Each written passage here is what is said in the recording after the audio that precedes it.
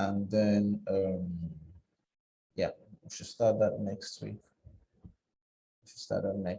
All right. Okay. So let me go straight to share my screen and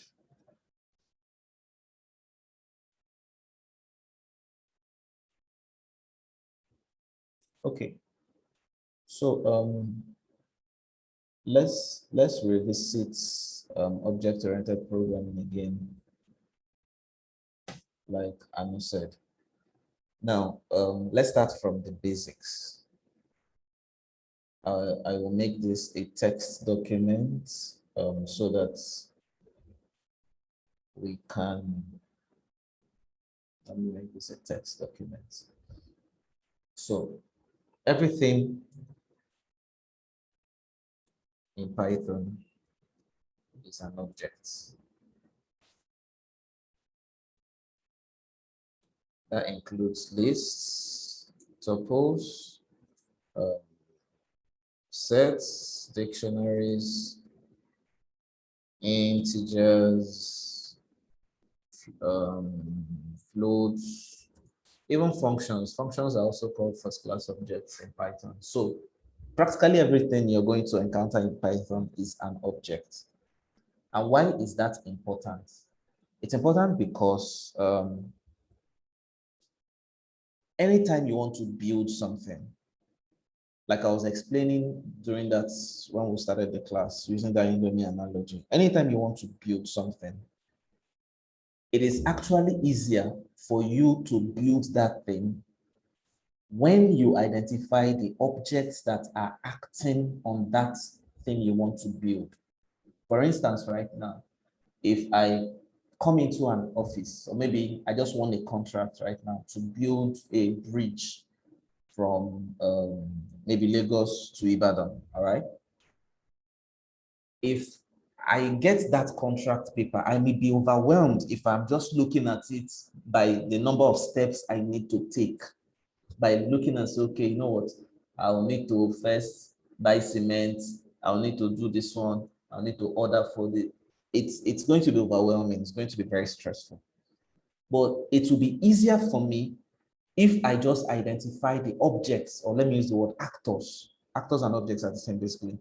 If I identify the objects that are going to be part and parcel of that project, so that I can know what each of these objects are supposed to do, and then I can know who to hold responsible for time. So instead of me thinking in terms of procedures, order for cement, do this, do that, do that, I would rather think, you know what, why not I get a project manager?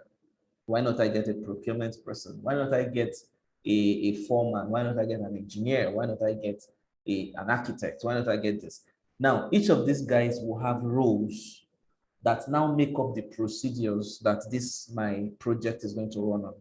So that's how object-oriented programming works. Object-oriented programming says, hey, now you want to build an app or you want to build a solution, great. Instead of thinking in terms of procedures, do this, do that, do that, why not identify the objects that are going to help you achieve that goal that you want to achieve? So when you identify those objects, every object has two things that make it up. The properties, all right, and the methods. For example, every human being has properties in the sense that you have eyes, you have a nose, you have a mouth, you have two legs, you have two ears, you have hair and all that. Those are properties. Those are the things you have. Then every human being also has methods in the sense of things that they do. So you eat, you walk, you write code, you do whatever it is you do. Those are methods. Those are the things that you do that make you a human being. All right. So now, if I'm writing a robotic program, all right, the robot tool that I want to code has properties. The robot has an eye, two eyes, has two hands, has two legs, right? So those are properties. If I also want to code the robot has some behaviors that I expect of it to behave. So for example, in Amazon, they have robots that carry things. So that means I would create that is one of the methods or one of the functions. The method is actually a function or a behavior, if you like to call it that way, is that the robot can carry things. So whenever you want to use that,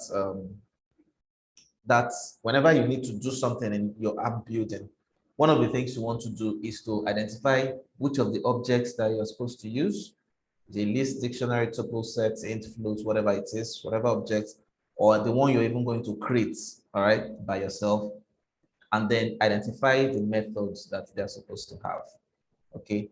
So, and every object belongs to something called a class. So a dog belongs to the class mammal.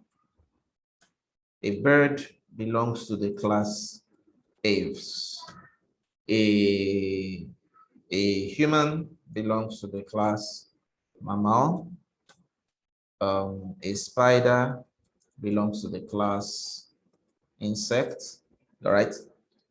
The whole reason for which objects are grouped into class is because we want to identify the blueprints, the common blueprints, all right? The common blueprints that exist among them. So for example, we know mammals have hair on their body. They give birth to their young ones alive. They, so we know all of that. Those are the properties and methods of this class mammal. So we know that if we have a dog and we make it, and we say this dog belongs to this class mammal, all right? We expect that that dog should have hair on his body, should be able to make sound or talk or communicate, should be able to, give birth to young ones alive and stuff like that, all right? So that tomorrow, if somebody just comes to us and says, there's an animal called katuka, I have not heard of it before, and he says it's a mammal. Though you have not heard of this animal before called katuka, but by it being called a mammal, it just means that, okay, this animal should have hair on its body. This animal should have two eyes. It should give birth to its young ones, So it gives you an idea of the kind of methods that you can expect this animal to have. So that's what we do with classes. So when we create classes in object-oriented programming, what we're doing is that we are defining the generis, how do you call it now in biology? I'm trying to remember the name. It's the species, exactly. Yeah. We're trying to define the species, the things that are expected of that species. That's what we're trying to define. All right. So when we do that, what we are going to be doing now is that anytime somebody now tells us that this animal belongs to this class, already we know that, for example, if they say it's a dog, we know that it gives birth alive. So it's going to inherit that property from, whoever, from the class, the class. If we talk about hair on the body, it's going to inherit that property. But then you will notice that there are some mammals that are not, there's some, for example, the bats. The bat is a mammal. It's a mammal. But then the bat can fly. Aha. So you will notice that, wait, bats can fly. But they said they are mammals. So you notice that there will now be some objects that, for one reason or the other, defy one or two properties or methods that the class will have. So these differences is what now makes us that if we want to create these bats in our program, we'll have to create the bat in such a way that, yes, it will inherit the hair on the body property, it will inherit the the ability to give birth to a life property. But then there'll be a deviation when it comes to the fly property. So this is what now happens when we talk about things like inheritance, abstraction, polymorphism, and encapsulation. So that's basically it. So if you want to define a class in Python, let's say class mammal, you have to define it with the keyword def. So def, usually good practice is, okay, so I think it's class mammal, all right? And then you will now instantiate that class by defining its properties. That is the attributes of the class. And then you define the methods. That's the behavior expected of things in that class. So if we were to define the properties, we're going to use the init method to show that we are initializing it. All right, def init properties. Just a second. Let me just get some of these apps running on my laptop to close, so that it doesn't freeze the laptop.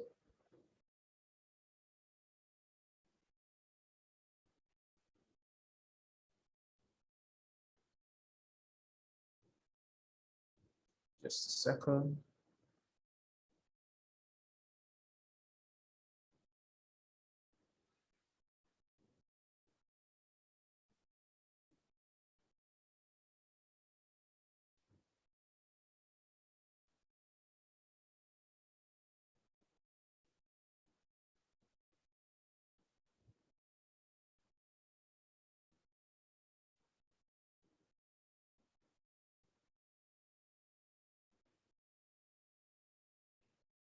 Okay, so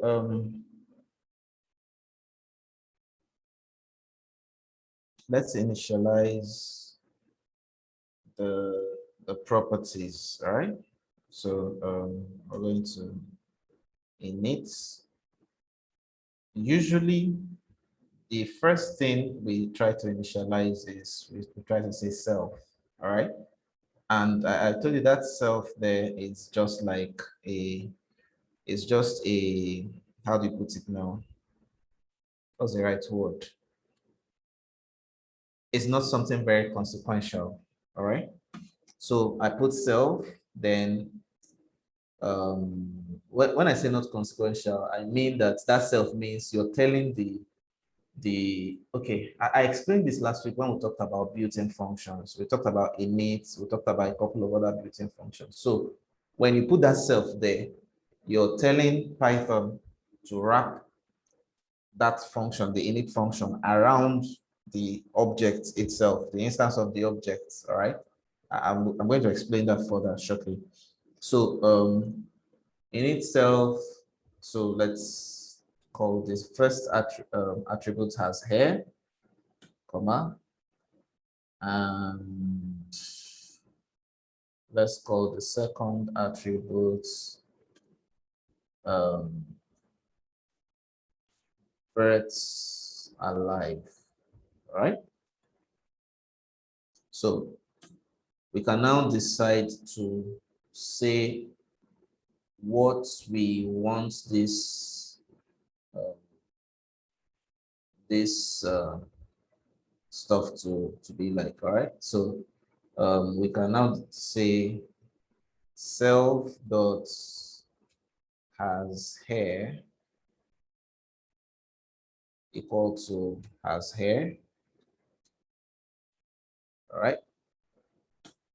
And then self dot birds alive equals to birds alive. So what we have done is that we have defined the properties of this class. So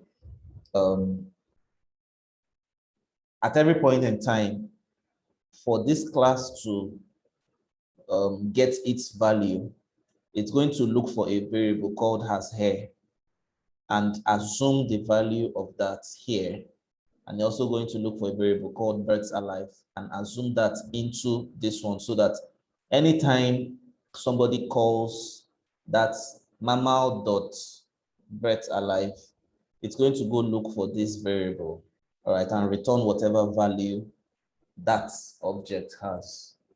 That's available for this variable and attribute it to that object. So that's it. So for this other one, behaviors, we'll call this first behavior. Actually, birds alive is a behavior, not a property. So let me just move it away from here. And let me put that here. So the birds alive. And obviously we'll have to put the self there. Usually you have to put self in every class method. Why? Because when you put that self there, you're telling Python, wrap that method around the object anytime somebody calls it. So that way that method becomes callable through the object. Okay, so you have def birds alive itself. And so when you now want to define this, you can define that in any way. Remember, it's a function. So since it's a function, there are a lot of other things you can do. You can decide to say print something. You can decide to say pass. You can decide to, because a function, basically what a function does is a function does something, all right? So that's what a function exists to do. It just basically exists to do something. So yeah, so you can ask that's okay. So birds alive, you can decide to say return or print or yield or whatever, depending on, those are the basic three things you can do with a function. You can either return, yield, or print. And yeah, there might be more, but most times like 80 to 90% of the time, those are the things you're going to be doing with a function. You either be returning something, printing something, or yielding something. And I explained the difference earlier.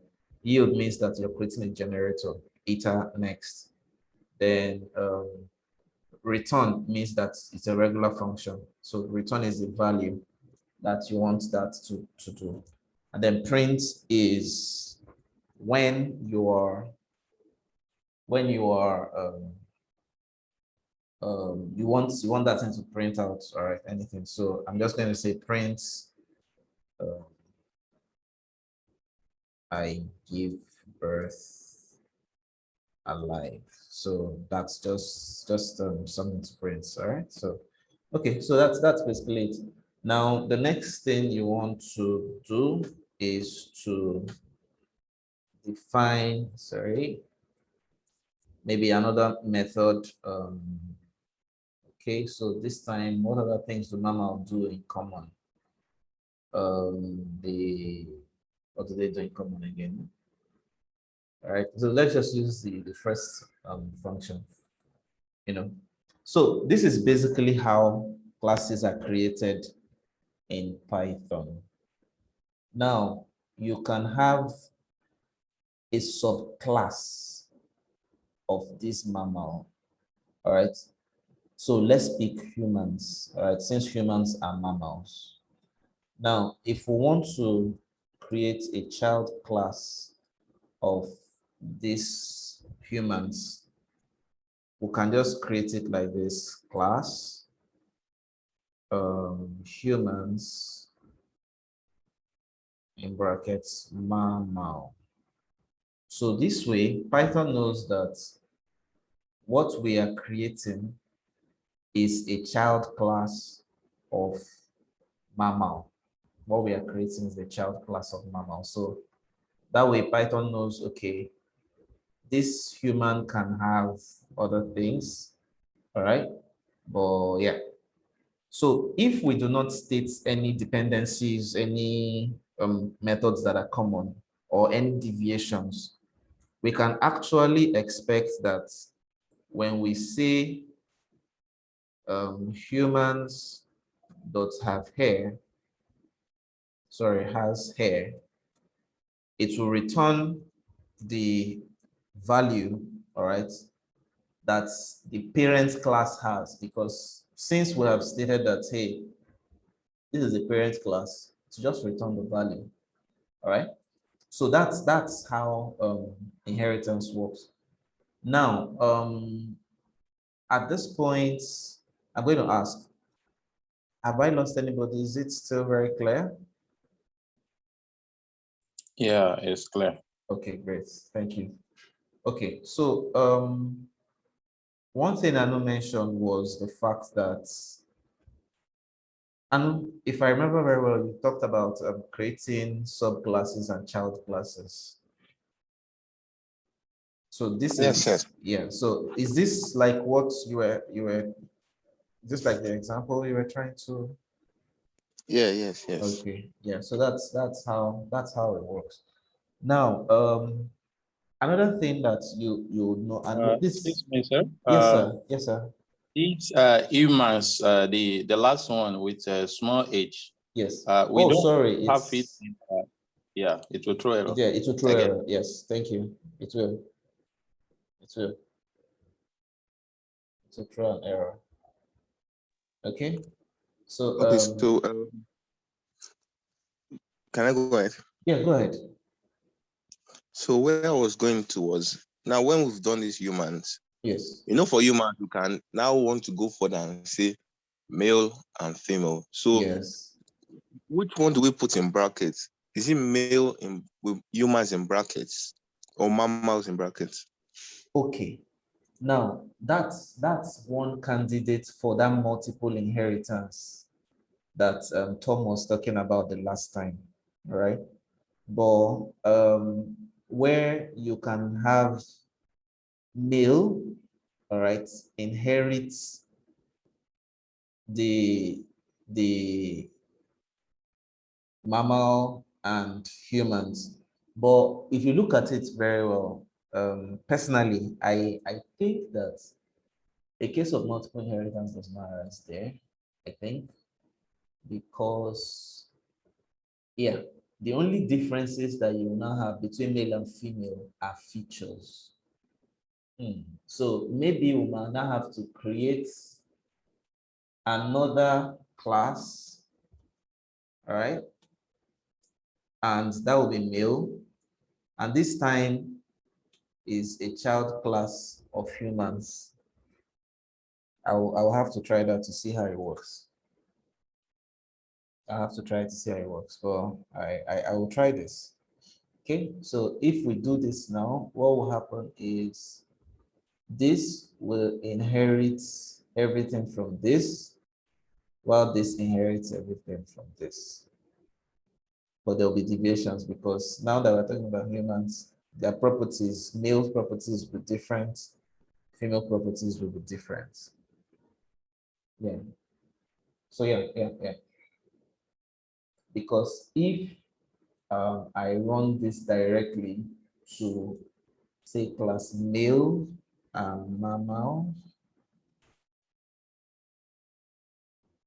Now, one of the things I've known about Python is that the inheritance rules are not very strong. If I were doing this in Java, I probably would have had enough errors. But Python can allow me inherit some things from here. Yeah, that's right. So Python can allow me inherit some things from humans and also allow me inherit some things directly from mammal. Right, all right. So that's one of the things that's one of the challenges with Python. In a bid to make some things very easy, right now they are not they're not, they don't have a lot of They're not a lot of rules that you have to follow. It's not regimented. You know. Yeah. So that's it. So that said, is there any other part of object orientation that we need to touch? Okay, please, before you move on, still on Right. this, sorry for taking you back. Okay, okay. Now, this class male mammals in brackets, Right. I was thinking that since humans have the properties that are in mammals, and Yes. you also like include some other features for that is specific to humans Yes. under the class human. So I was thinking that shouldn't it be humans in brackets for the males? Since the male, if you put humans in brackets, it will have humans and mammal properties. But True. if you have mammal in brackets, it will not have the human properties. This will work. This will work. Why? Okay. Because like I told you, Python does not have very strong typing or strong inheritance rules. So what happens is that if you run this, it will work, because it's so bad that let me know it's what bad. It's so good that Python can allow you, you know, in Python you can actually not even define attributes of a class. You can even just start class mammals and start defining methods without any attributes. It's crazy. It's crazy, So, but I understand why Python is like that. Python is like supposed to be entry-level programming, in the sense that Python lets you do programming. If you're coding with Java, C# or C++, you'll spend a lot of time debugging, doing garbage management and stuff like that. But it's not like that in Python. You don't even have garbage collection really that you have to, it's not manual. You have to worry about and stuff like that. So Python allows you write code and face your coding instead of using your time for coding to, be doing all of those stuff. So that's why it's a bit relaxed like this. So you can inherit from anywhere. You can decide not to even inherit anything. You can decide not to even have a class. You can even decide to do something like this, right? Def init, and just come here and write pass, and you'll be fine. And your class will not have any stuff, it'll just be fine. So yep, it's good, but it has its bad sides, because that's why most people, when they start programming with Python, they really do not want to go into another programming language. All right. So what does this pass mean? Pass means don't do anything. Just ignore. That's what pass means. For example, let me go back to this. For example, I can say def. Okay, let me even just use a for loop. So I want to for I in range 1 to 10. Sorry, I just tell system to pass. When I run it, nothing happens. So that's just what pass does. Pass allows you to proceed from a function or a keyword or anything without having errors. Because if I remove this pass right now, sorry, and I don't write anything, if I try to run it, I'll get an error to tell me this is not supposed to be the end of the statement. But pass just allows me to just go, and I don't have any error. But Python will not return anything. It just knows that I don't want to put anything there. Right. So that's basically what that statement does. And like I said, object orientation in Python is not even very difficult, because the inheritance rules are not very strict. So the only time that you might want to have issues is when you're trying to create private rules. For example, you want to protect a variable, or you want to make a variable private and all that. all right, or you want to override a class methods or all that. Those are the times that you might just have slight issues. But besides that, it's very straightforward to do your it's very straightforward to do your code. Very straightforward.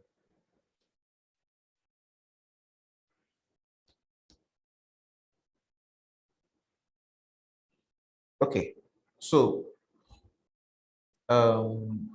that said, the next things that we talked about in object-oriented programming are things like iterators, things like generators, and things like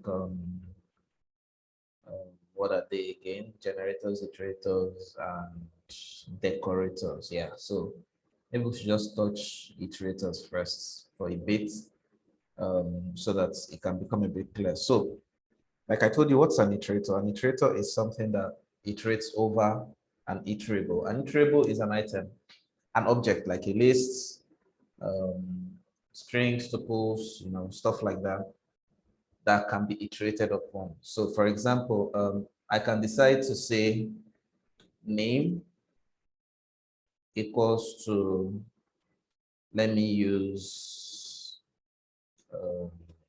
this. So I'll use Aziz and I'll put Anu and Dolly. Sorry, Anu and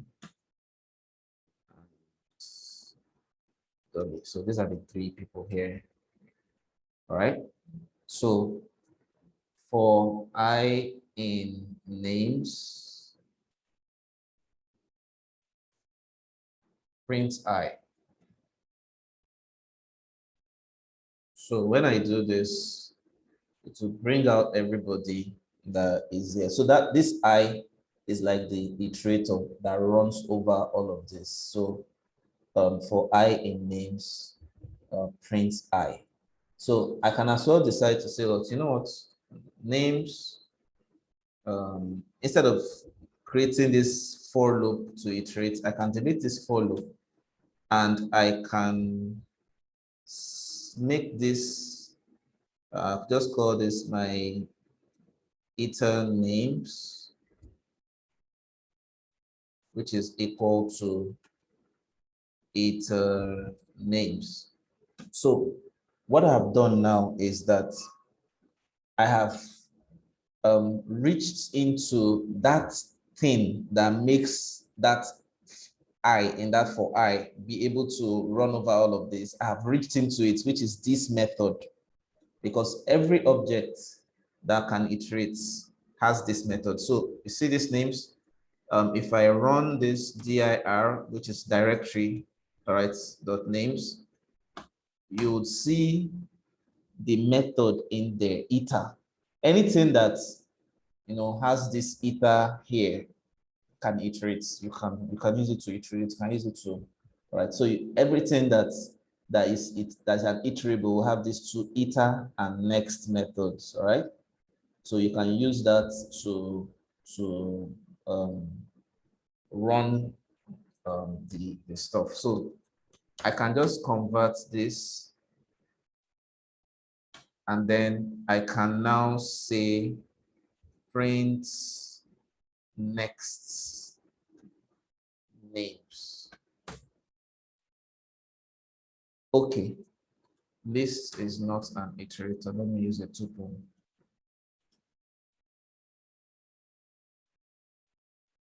Let me use a tuple and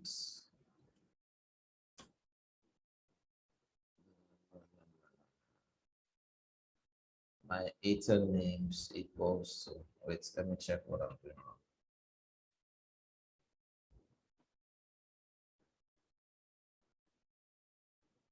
Just a second.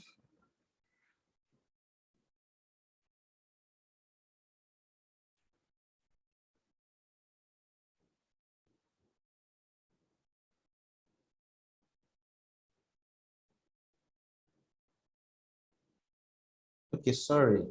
It's not the names I'm supposed to iterate over. Print now is my iter, because that's the iterable. So my iter names, sorry. So yeah, so when I print the next one, to bring like that, and I say print next again. Sorry. Print the next, like that. So that's what this thing does, just creates next, next, next, next, next. All right. So if I go to that dir and reach for my iter names, all right. So I would see that iter and next method in the iterator.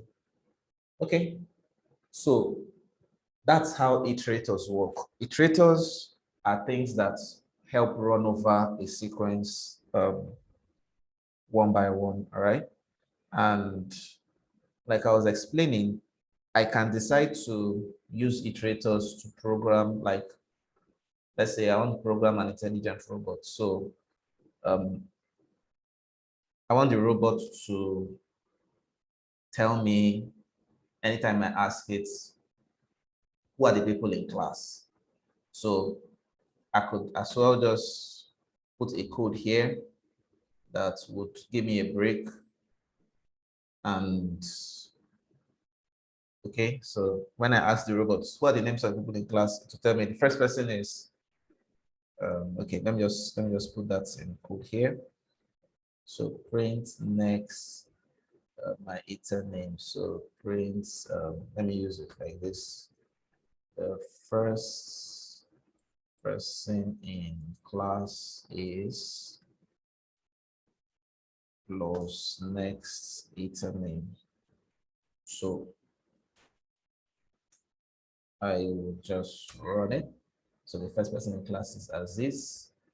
Then I can write some other code that this robot would have been doing. And then I would ask for the second person. So I'll print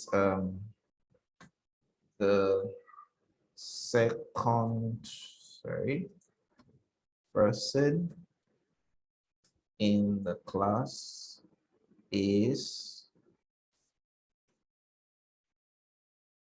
again,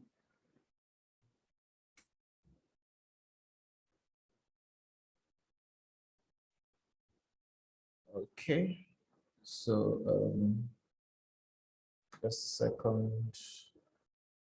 No way, it's not responding. First person in the class is Aziz. Second person is Anu. And then just run this. So the third person in class is the next iter. All right.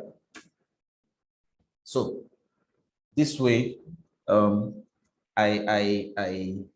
it doesn't throw everything at me at once. I control the way it throws it at me. And there are a lot of use cases. For example, if you want to build an app that maybe gives you something per time instead of throwing everything at once. If you use a for loop will throw everything at once at you. But if you want it to throw it one by one, all right, you have to use an iterator. And iterator means you have to create you have to create that item you want into an iterator, and then keep using the next property until you get all that you want. So the other thing you can do is to automate this iterator. And that's where the topic of generators come in, because what generators now do is that they automate the whole process by which you make your iterators. So a generator basically is a function, all right? So I can make this a function with just name of classmates, all right? And then I would put in what the function should receive. I'll decide on that shortly. So to do that, I would reach into the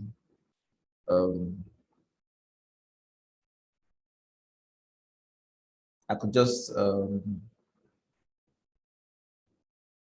trying to think of the best way to do this. Okay. So, but whatever I decide to do, I will use this word yield I.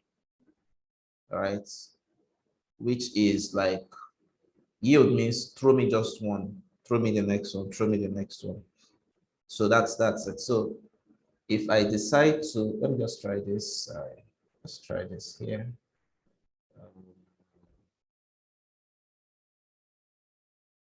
Decide to, so say for name in names. Okay, so let me put this one here. Let's take names, which is a list. All right. So for name in names,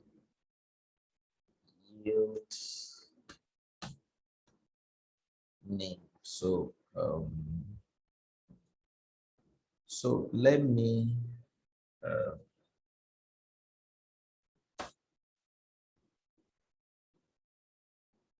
bring this one here now, and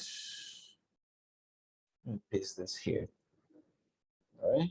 So name of classmates. Let's see how that works. So let me call that function. So names of classmates, and then take names. All right. So let me change this to A so that things don't get wrong, confusing. For name in A, yield name. Okay. So if I call this function now, let me see. Okay, great. So it's telling me generator. I can decide to make this a list. Let me see if it works. For name in names, yield name. Okay, it shouldn't throw the three of them at me at once. It should actually give it to me one by one, because yield should It does not yeah. seem to be using the function now. It's just, I think it's just referring to the variable names. So Yeah. Print list names. Okay, yield name. Okay. Trying to find where I got this wrong so that I could just correct this for name.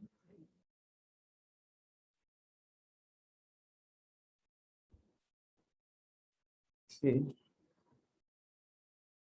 So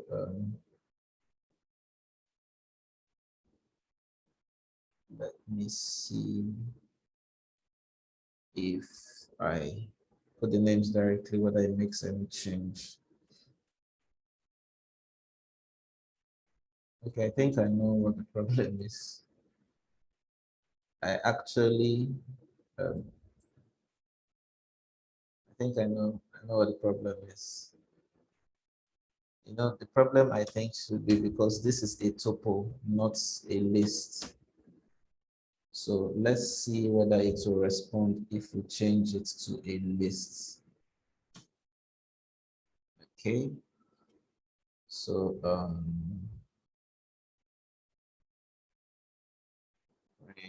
lists of classmates. Let's see. Still bringing them up one by one. Okay, I'll find out what the problem is here. But what the yield statement does basically is it brings everything one by one. I was thinking if I do it this way, I probably won't need to go full function. or a fuller way to do that would be this, like what we have here. All right. So this one was the example I gave in class, like you want to create a robot that goes to a buffet and dines with the guests. And you could do that by, okay, so let me just use this robot example, and I would do this here. So basically what this code is saying is this: define your buffet plan to be a list, all right? And for I in A, that's this A, which is this list, and the I is every item inside the list. If A dot index, and let me just explain how these things work so that you will understand the logic um, I'm trying to get. So what is index? Anything. Index is a property. For example, let me take this list again and put it here. All right. Names is the list, is the list, yeah.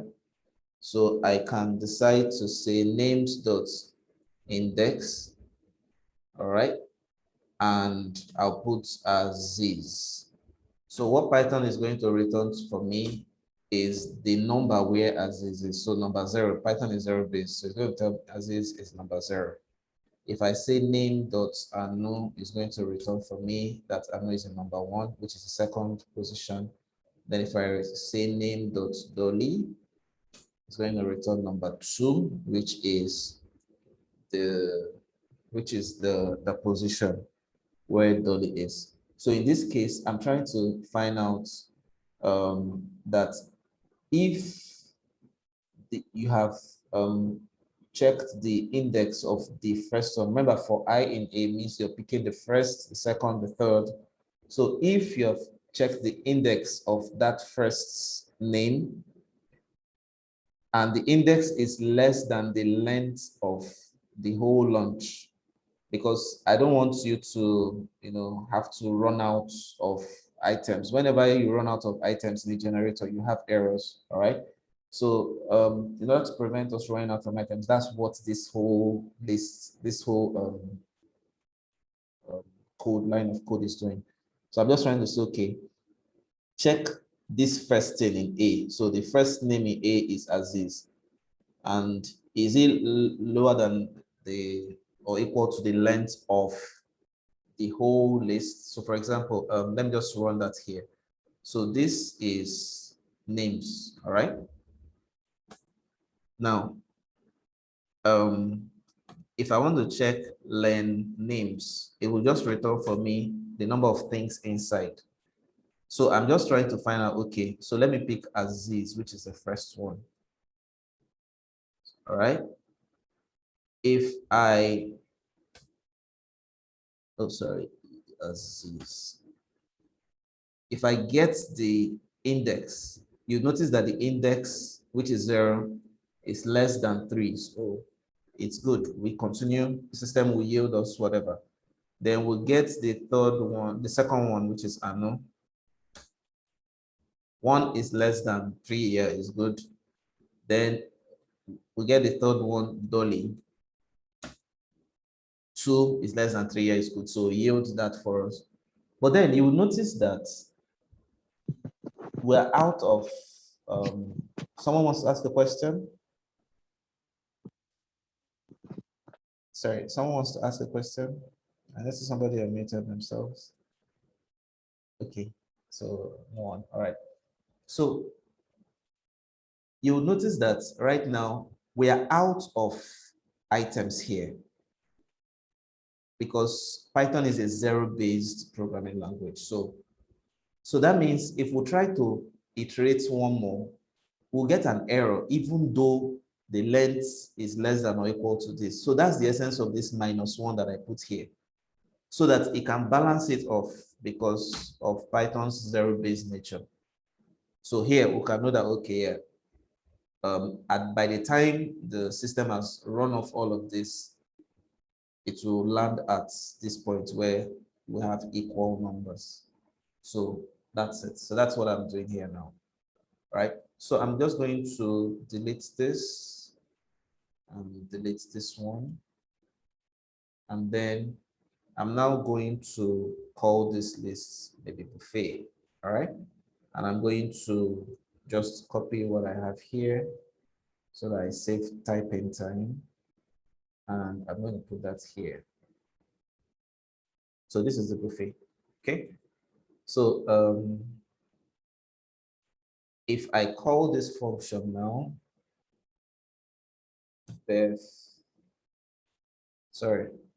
my buffet plan, okay, let's run this. Okay, my buffet plan, and I feed in this list called buffet here. All right, and I press enter. You'll notice that Python tells me that what I have is a generator object. So automatically that means Python recognizes that this thing will be generating it for me one by one. So I can now actually say, I can actually initialize this generator by creating, because a generator is like a class, all right? And whenever you have a class, you have to initialize it by creating an instance of it, an object, an instance of it, all right? So I can now do that by just calling this Sheraton Day or Sheraton Open Day meal or Sheraton buffet. That's depending on that's what, if that's the buffet I want. And then I will declare that it's an instance of this, my buffet plan, all right? So it's missing one argument, all right, which is the list. So I'm going to put the buffet here.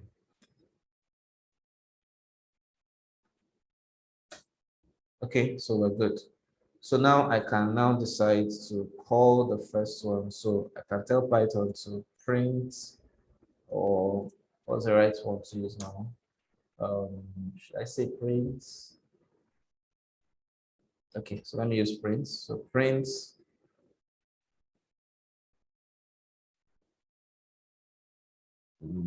next share. Oh boy, how did I spell this? Okay, so print next Sheraton buffet. That's one of the problems I have with Colab and Jupyter notebooks. You see that the variable that I have, they have deleted it, but it still retains it somehow in its memory. And sometimes this kind of a thing is what causes those errors where you have posted something and you try to run it, but because the last thing that you did is still in its memory, to just be throwing an error for you. All right, so print next Sheraton buffet. Lunch is not defined.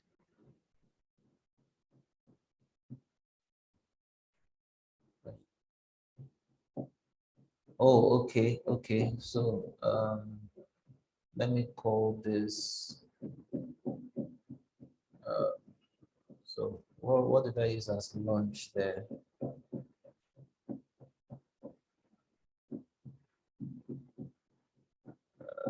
What did I use as lunch? What did I use as lunch? Trying to see. Lunch. Come on. Where did I define as lunch then again? Okay, so that should actually be len A. It's actually len A, it shouldn't be. So just wondering what I defined as lunch. Okay, yeah. So print next Sheraton buffet. Spicy soup. So print next Sheraton buffet.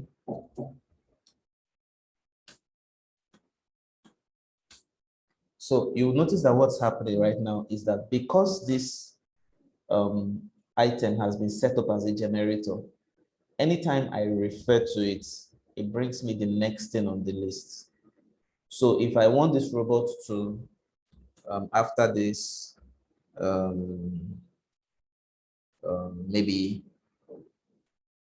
do 1 plus 1, so print 1 plus 1, all right?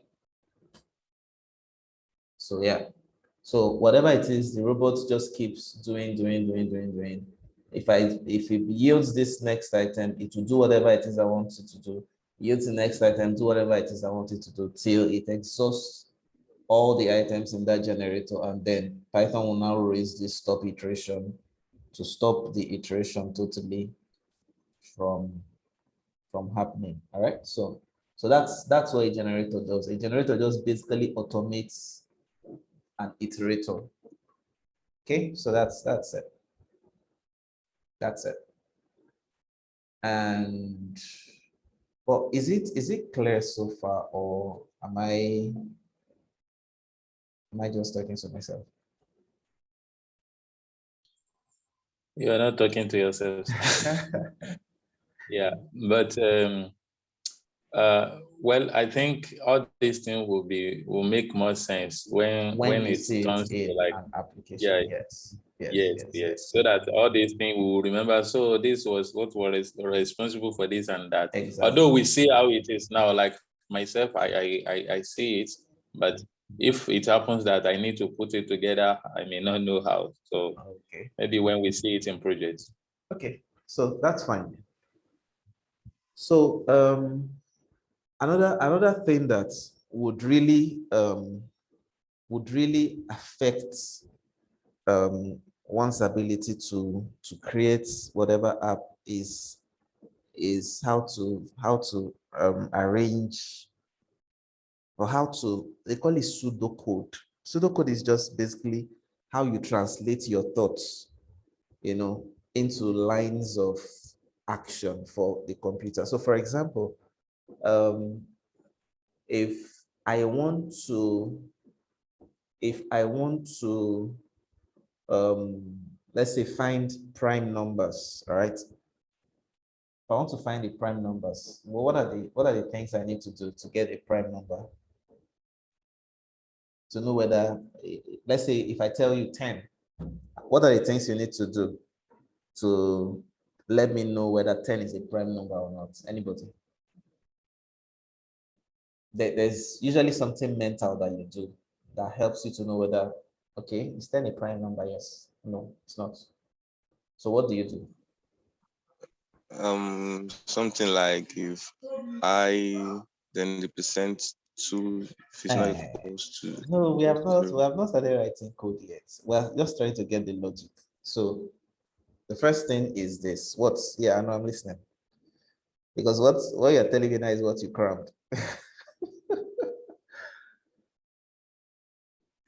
Okay, so First thing about prime number is that they're not divisible by 2. They just divide by their so a prime number is a number that is only divisible by itself, right? Right? Great. Okay. No, you have to submit yourself because we're working on this together. And that's what I wanted to show you. What I want to show you is this: the logic might be different. The way Aziz calculates prime numbers might actually be different from the logic you follow when you calculate prime numbers. And that's why you and Aziz can write the same program, calculate the same prime numbers, but it's a different logic. So it all depends on how you approach it. So let's see how you approach it. The first thing you do, if I tell you 10, what is the first thing you do? If I tell you 10, is 10 a prime number? How do you go about it? Okay, I'll see if other numbers can divide 10 Okay, so without that a reminder. means you will first try to divide it by 2. 2. Okay. Yeah. So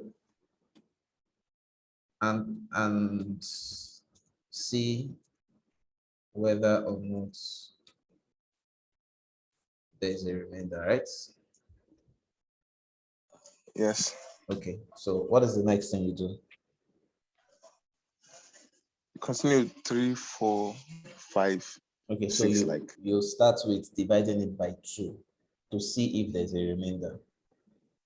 So Yes. if you divide that number by 2 and there's a remainder, Then it will tell you that it's not a prime number. okay, but if you divide it by 2 and there's no remainder, Then it should move on to 3. okay, so if so the second step will be this: if there is no remainder, move to 3. So for example, if we have the number 4, if we divide it by 2 and there is no remainder, okay, what should we do? We should move to 3 and try to divide it by 3. And help me, Anu. No, what I'm saying is if you divide it by 2 Yes, and there is no remainder, yes. then It means, it's not a prime number. okay, so if we divide it by 2, if there's no remainder, then it means it's not a prime number. If you divide it by 2 and there's remainder, move on to 3. Okay. So the third point is if there is a remainder, all right, move to 3. Okay, Yes. great. So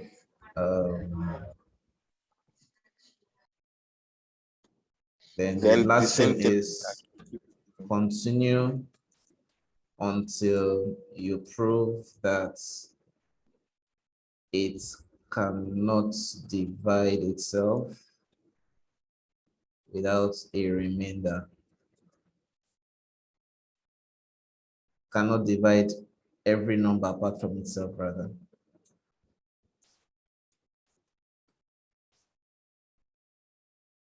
Apart from itself without a remainder. So these are the 4 steps that you would take. I'm assuming we're borrowing Anu's logic. So if we try to put this in Python, let's put the logic in Python. Let's see how it works. So usually when you want to do something, I prefer to do it in functions. So if you have a task like this that says find if this number is a prime number or do this, whatever it is, it's usually best to do it in a function. So I'll call this function get primes, okay? So let me call this function get primes. And what it will take is a number, right, Anna? Yes. Okay, so it will take one number. All right. Okay. So the first thing we're going to do is to try to divide that number by 2 to see if there's a remainder. Right? Yes, yes. Okay, so let's try to implement that now. So say if a divided by 2, all right, Yes. Equals 0. equals 0 does not yield the remainder. Okay, so what do we do?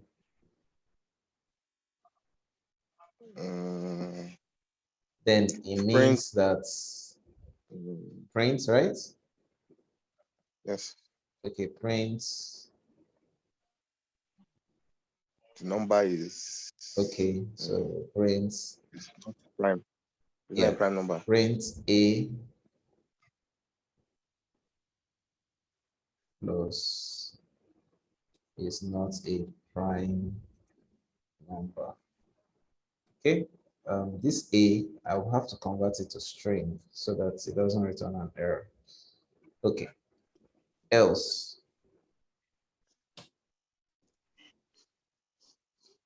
Okay, else what do we do? Print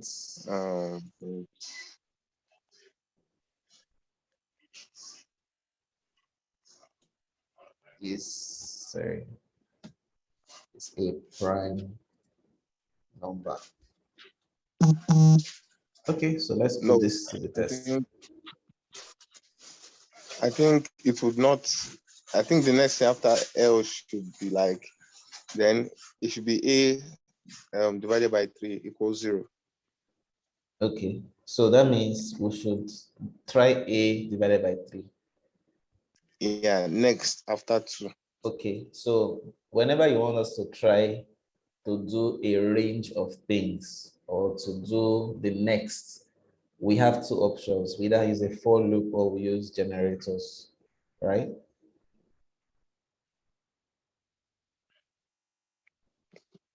I'm with you. So are you saying, I'm sorry, I think Aziz, go ahead. like I know he's saying, yeah, I think to what I know is saying, so if you already know that you will continue to like still be checking for 3, 5 and more, so Yes. I think to make our code shorter, so you don't have to use this has yet. So just say after the first print, A is not a prime number, just use elif and continue like that. So when it comes to when the condition is not satisfied anymore, you can just break or stop or whatever. Okay, I think. that's Or what do you lovely. think about it? What you said is good, Aziz, but the problem is this. We are using the assumption that, okay, the prime number we're looking at is 10. What if we're looking at number 1000? It means that we will have to continue writing code elif up to 1000. You get? Yeah. Well, Well, so in that case, okay, all right, let's keep going. so that's why the first thing I would want to do here, since we have to try to find out if, there's a range, the range is maybe 1000 or whatever, will be to use a for loop. So I would say for I, which is the standard iterator, in range beginning with number 2, all right, which is where prime numbers actually start counting from. Mathematicians like you will say 1 is not a prime number. So Yeah, where right. A is, Bigger than 1. yes. So for I'm going to tell, when let me just add a code here, code block. So when I say for I in range 2 to 10, print I. This is what will happen, because this range object is it's like it just generates the next set of numbers, all right, between this starting point and this ending point, and this I is your iterator. So I think I get what's missing. you said, I think I can guess what was missing in the other one that could have made us not write elif that I was saying. We could just use like the a equals or a equals or a plus 1. exactly. That is if, and we just put if a is below whatever, then we can just keep it at that, and the code will keep running. But what do you think? No, that's another approach. We can use that approach. All right. I may be wrong anyway. I'm very bad at this. No, that's the thing. That's the beauty of programming. The beauty of programming is that you don't have to be bad. The main thing is that whenever you face this thing, you have a logic that you use. Yes, some people might think that your logic is longer. Some other person might have a shorter logic, but in the end, is your project running? Yeah, it's running, so we're all fine. All right, so that's the thing. So for me, I would say for I in range this. So if, for example, we are trying to get whether 10 is a prime number, all right, so when Python is trying to evaluate this, the A would actually be 10. So it's going to, but remember that you could notice that from when we wrote from for I in range to 10 here, you can see that 10 was not included when it was printing. So if we want to include 10 when it's printing, we'll have to put +1 here. So that's why I'm going to put a +1 here, so that it will include the A itself, which is this number, in the range that is going to calculate. All right. So for I in range this. Now, what do I want to do? I will now try to evaluate that if you divide A by 2, right? So if A, you divide it by 2 and it doesn't yield, yeah, there is no remainder. Yes. Try the next one, right? So Yes. Okay. that's try the next one. How do I put it? Maybe continue or what? Okay, so we're going to try all of that. Let's continue. Yeah. Maybe it should be A now plus equals, or let me just say A equals A plus +1 or something like that. Okay, but without saying A equals to A plus 1, if I use this range object, you can see that A is doing A plus 1 already automatically. So if I want to use A equals to A plus 1, then I will not use this range here. I will do that. I'll use that by myself, so that it will be doing the +1. I'll be doing the incremental there. So, but in this case, I'm now going to tell Python that if this, I know what's the next thing. Now, this is where you must understand. Okay, if I say print true, all right, let me use this keyword. Okay, and then I say else print false. Now, let me come here and run, and just run this def. Sorry, let me call it get primes. Okay, so get primes, let me use the word 10. What do you notice? Yeah, because there is no break. So it continues iterating over the codes. Okay, the numbers. So it will go 1, 2, 3, 4, 5, 6, 7, 8, 9. All right. So but in this case, this should actually be, let me use the word false here, which is not prime, and use true for prime.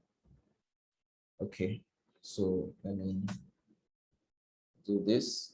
Now, do you see what has happened to?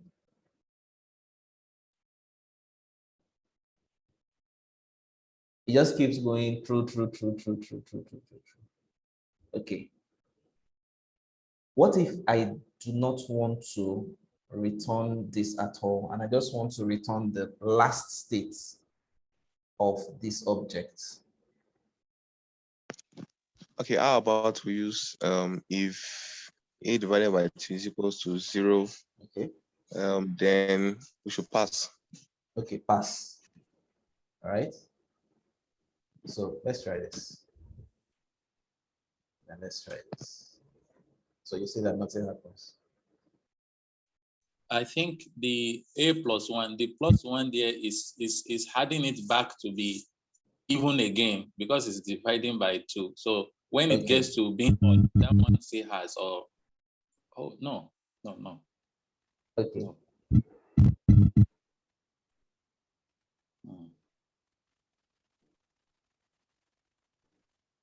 Okay, so what's going to happen is I will make this everybody's homework. And but really, the one of the clues I'm going to give you is that whenever you don't want to um, bring everything down at once the way we had it, you use return, right? So if we run this, call this now. Now it's telling us, let me change it again to false and change this one to true. Let's try our code to know what. So run this, and run this. So it's telling us now that 10 is not a prime number. Now let's put 11. Let's see if 11 is a prime number. Oh, 11 is a prime number. So let's put 12. Let's see if 12 is a prime number. 12 is not a prime number. Let's put 3. Let's see if it's a prime number. A prime number. So you'll notice that what made all the difference is this word return. If we use print, print prints everything. And that might worry the evaluation you want to get.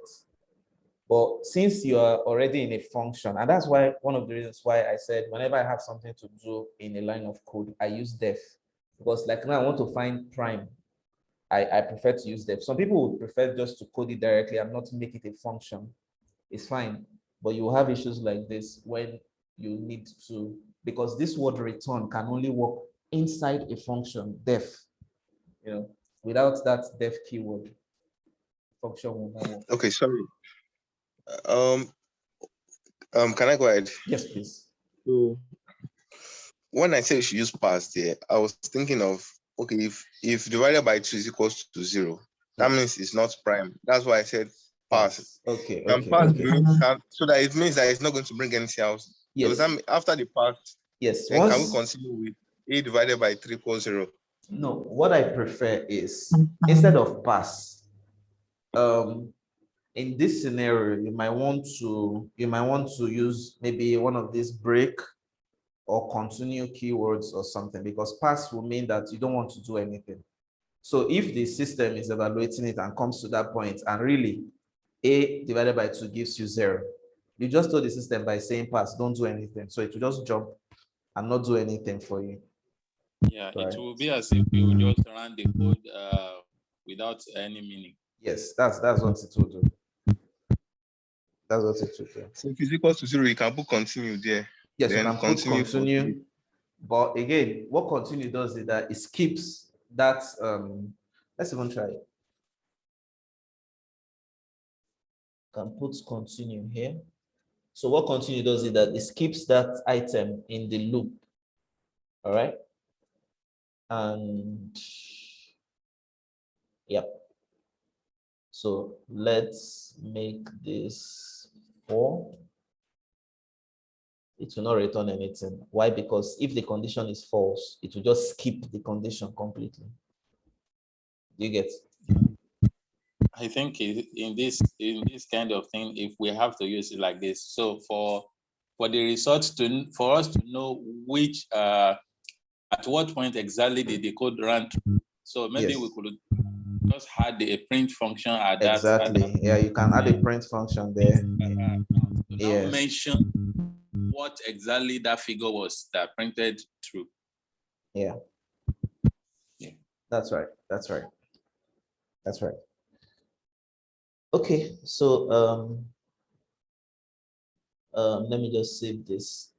I'm going to send all of this to everyone in Collab. Let me just save this as get primes. All right, so I'm just going to send this IPYNB notebook to everyone, so that you have like 3 or 4 to share with us now. Yes. I will share everything, and I will upload this video this time.